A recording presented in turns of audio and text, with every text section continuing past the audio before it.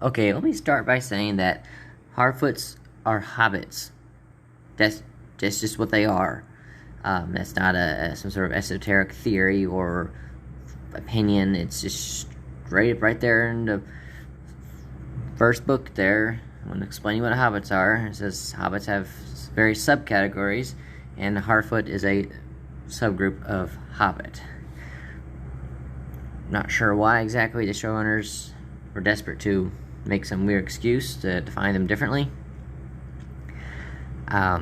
Apparently there's some sort of, I think, maybe a rights issue. They were technically not allowed to use hobbits, so they someone just made up some excuse to have hobbits without calling them hobbits. But anyone who's read any of the books or done any slice of research knows that Harfoot is a subcategory of hobbit. So they're hobbits. I'll be referring to them as hobbits.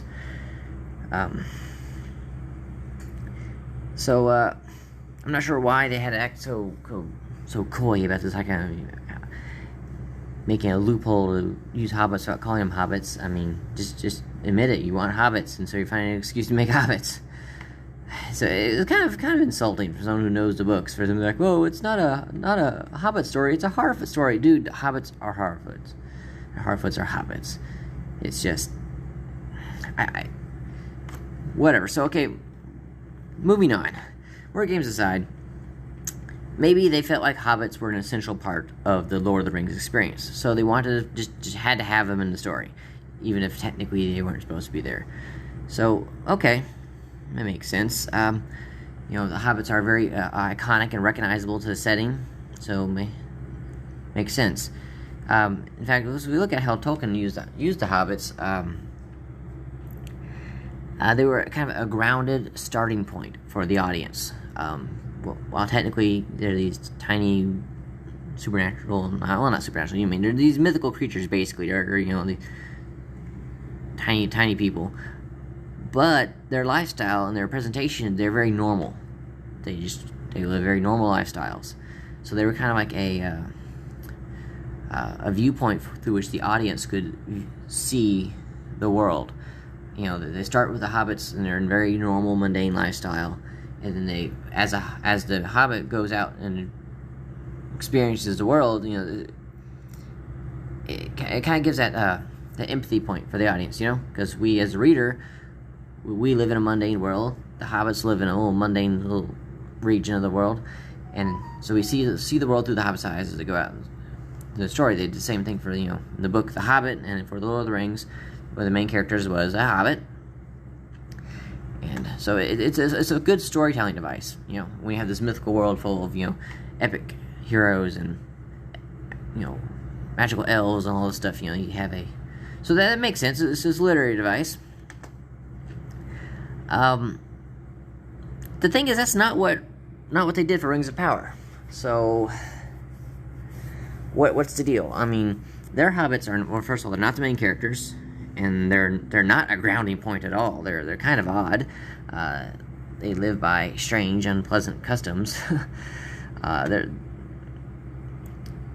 Unless you're homeless and you live on the run from the law or something, it's hard to empathize with the hobbits as presented in Rings of Power. So why did they do that? I mean, if we make the comparison, Tolkien's hobbits are, including how he described the Harfoots, they're clean, they settle, they live in one place, they don't like to travel, they live kind of a normal, recognizable life, they kind of have a charming, they're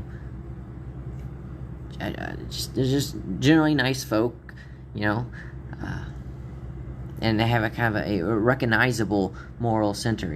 They're not necessarily heroic or epic, but they have, you can understand, their basic values are recognizable as something normal and somewhat admirable. Just kind of, they're just simple folk, good folk. But the Rings of Power hobbits, they're almost a complete inversion of that. They're dirty, they're constantly wandering, and they live by a kind of almost an alien moral code. This always desperately on the move, and if you fall behind, you're gonna leave you behind, and it's just like, what the heck, man? You can't empathize with that. You can't. That's certainly not charming. It's kind of horrifying. So question is why? Why are they doing this? I mean, what are they trying to do with these hobbits here? And if it was just one part of the show where they did things that were kind of out of the ordinary or different from expectations, you'd say, well, maybe it's just some creative differences. But so many aspects of the show just seem to be almost complete inversions. Too much to be accidental. It's like they're going out of their way. Like they went out of the way to make the Harfoots, they're not just a different spin on hobbits, but they're like anti-hobbits. And it's more like almost a parody of what Tolkien wrote than it is an adaptation of any kind. So,